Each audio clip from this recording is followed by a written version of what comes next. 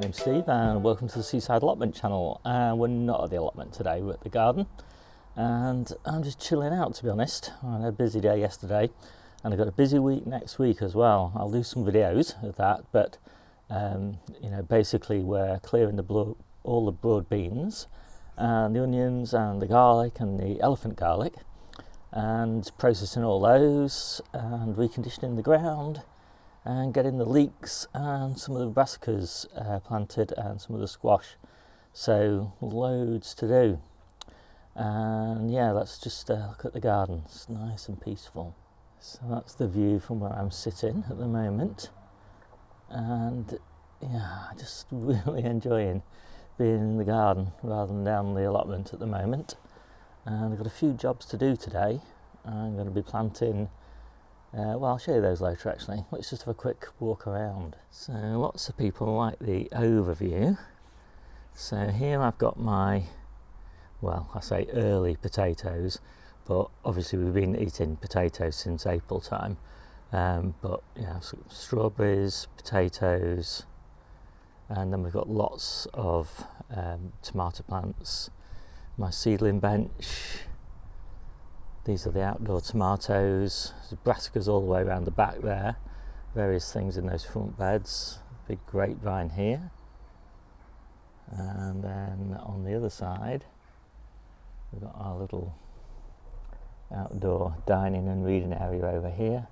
More potatoes and our fruit garden. So lots of people wonder, why do we have lots of veg in the garden as well as the allotment? Well, there's a few reasons. One is, especially in winter, it's just convenient not to have to go down to the allotment to harvest all the time. So we still do the bulk harvests on the allotment, but when we just need something just for a single meal, then we'll have something spare probably in the back garden that we can harvest. We also get less pests in the back garden, so it's kind of a bit of a diversification strategy, that even if we have a real disaster on the allotment, we've still got something here in the garden that will sort of keep us going. And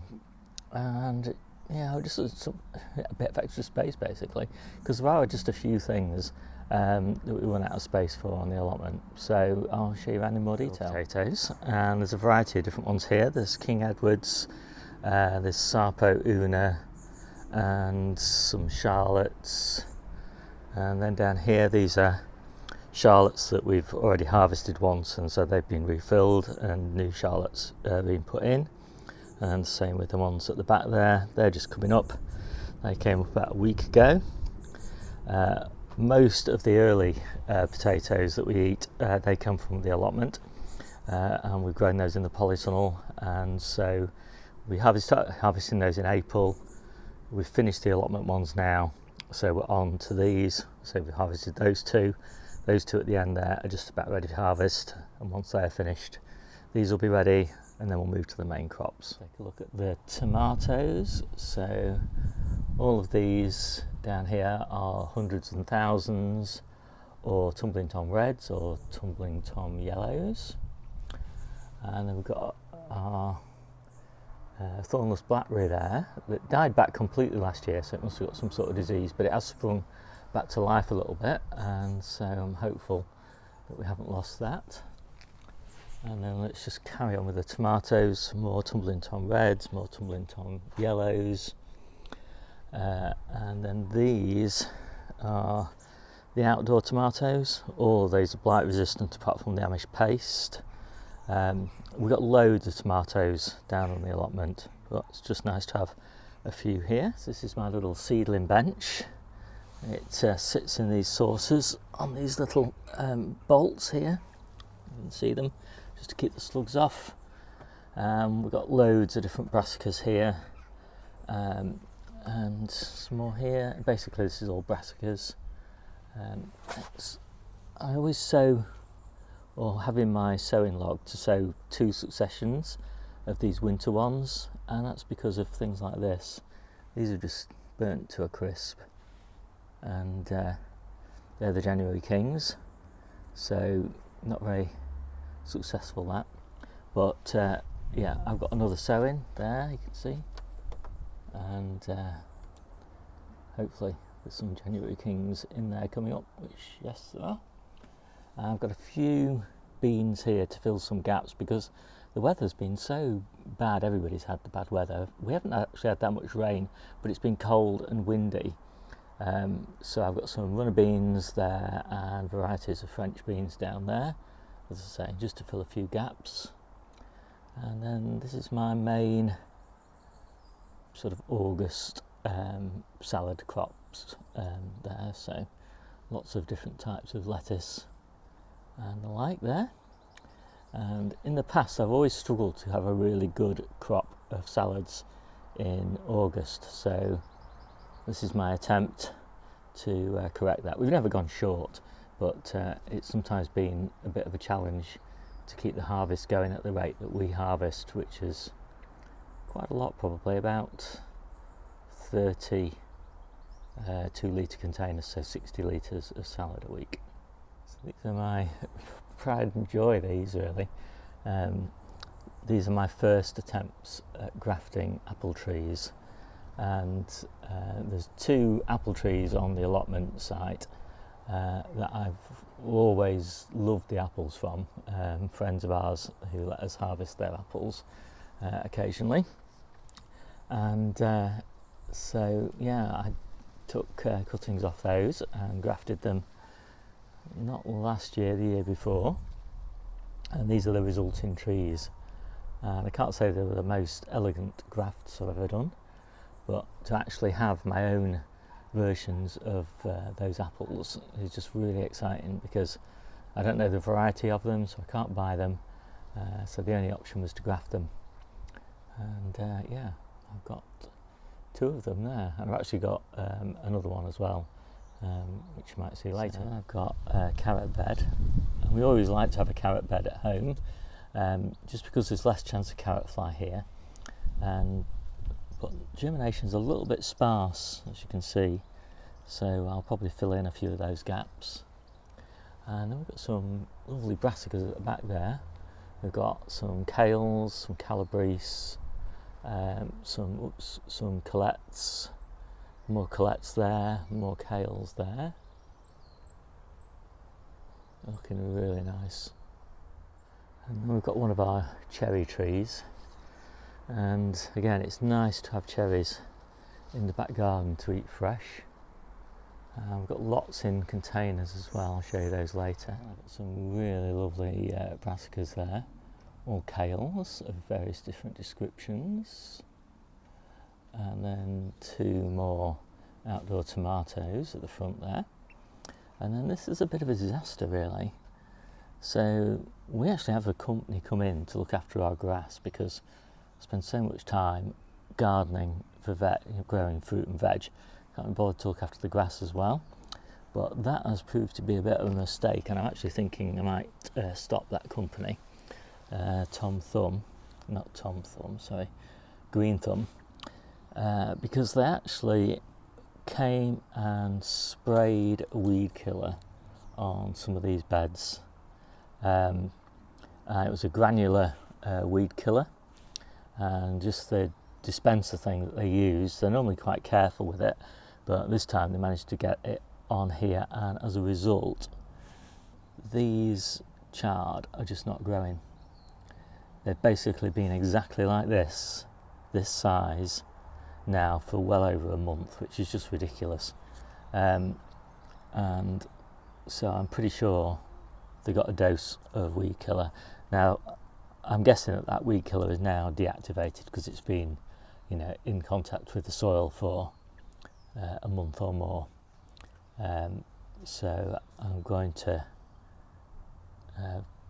sow some more to replace this batch, because I just don't think they're going to do anything. They're just sitting there, just completely inactive. And then I've got another brassica bed. At the back there we've got a really nice perennial kale, but can you see it's got some cabbage aphid on it already, so I think I'll actually just take that leaf off. And it's got some more down there, but yeah, we like this. It's pretty useful to have this in the kind of hungry gap. And then I've got some more red Russian, and some dazzling blue, and that's a broccolina there. And then here we've got some golden beetroot, and this year we're getting an enormous problem with leaf miner, and you can see it really well in that leaf, and it's pretty much everywhere. It's not just on the beetroot plants, it's also any leaf basically seems to have leaf miner, which is just a real pain, but hopefully we'll still get a harvest. The perimeter of this patio here, we've got blueberries of various descriptions. Some of the mature plants are doing really nicely, and we've got lots of little ones as well that have only got a tiny little harvest on them, but yeah, that's not so bad, can't complain.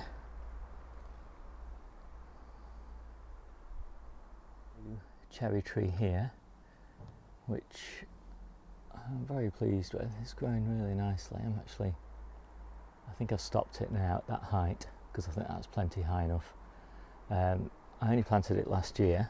It was in place of an apple tree that I lost in a storm, so I'm quite excited for the harvest for next year, because there is already a pretty good little harvest on it, which is not bad for such a young tree. I've got my main crop potatoes, so these are all Sapomira I think around here, and then these are all sorts of different ones. I can't remember, Picasso, Rudolph, more Sapomira, and there's more main crops around here, and then more brassicas. There's the perennials at the back there, curly kale, dazzling blue, red Russian, and another perennial kale there, cutting.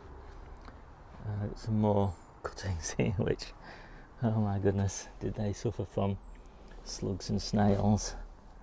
And there's another snail in there, so I have had to put some little pellets in there, but it'll be a long time before we're eating any of those leaves. And that's, oh no, not quite finished. These are my home strawberry beds. The main strawberry beds, of course, are on the allotment, but yeah, we've got loads of strawberries coming on here as well, and it's lovely to have strawberries at home where we can snack on them. And then just carrots, more carrots and more carrots, and more carrots. Everywhere we've got these little containers full of carrots, just to give us a nice succession. There's another one there, because the main carrot beds are at home on the allotment. So I think that is pretty much it for the back garden. Of course, I always forget something, and that is the raspberries next to me. And there's a beautiful crop of raspberries here. This is not the sunniest spot, and actually the raspberries seem to do much better for it. They're much fuller berries, much juicier, and seem to just go on forever, even though these are summer fruiters. You know, they fruit for many months, or a couple of months anyway. So I'll just quickly cover the what we've got in the store. So we've got no carrots anymore, but of course we've had carrots on the allotment for ages now. We've got no, well, very few potatoes, but we've had potatoes since April, so that's no problem. I went to check on, get some beetroot out last night, and basically judge those no longer good enough for eating, really. And that's no problem really, because we've got probably about 20 smallish beetroot ready, not quite tennis ball size yet, but a little bigger, quite a bit bigger than golf ball size. They're ready in the polytunnel now, and then by the time they're finished in a couple of weeks' time, then we'll have the outdoor beetroot will be ready, the first batch of those.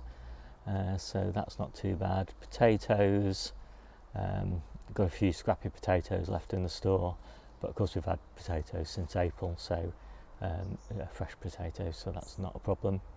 That is pretty much it. Oh, onions. and squash. We've still got a few squash in the freezer. Onions are just starting to sprout now, so we're going to chop some of those up, stick them in the freezer, but of course we've got plenty, masses and masses of onions already. Garlic, we've got no dry garlic now, we've only got pickled garlic and frozen, but of course we've just done our big garlic harvest, so again that's no problem. So I don't think we actually ran out of anything in the store.